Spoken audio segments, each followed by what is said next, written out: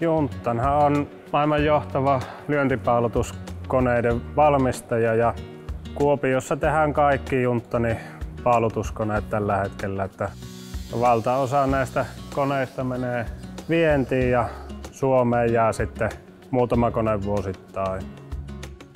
Tässä järkäleessä on 28 tonnin lyöväosan massa ja tämän järkäleen kokonaismassa on lähemmäksi 70 tonnia. Tämä ponnistuskumi, kun erottaa tämän järkäleen siitä paalusta ja lyöntitapahtumasta, niin tämä toimii eristeenä siinä välissä.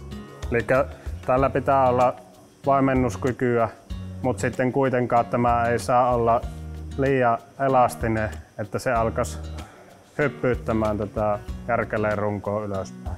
Tämä ponnistuskumi on tässä järkäleen rakenteessa todella merkittävässä roolissa, koska ilman tätä se järkäleen kestoikä olisi todella paljon lyhyempi ja lyöntitapahtuma olisi paljon epästabiilimpi.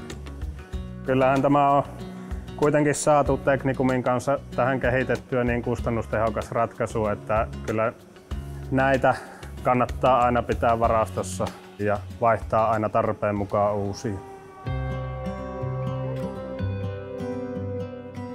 Suunnittelijan näkökulmasta niin Technicumin kanssa yhteistyö on kyllä tosi helppoa, kun ei tarvitse yrittää olla tämän alan erikoisasiantuntija itse, vaan riittää kun kertoo niille ominaisuudet, mitä näiltä tuotteilta vaaditaan, ja voi kyllä hyvin luottaa siihen, että saadaan hyvää tuote takaisinpäin.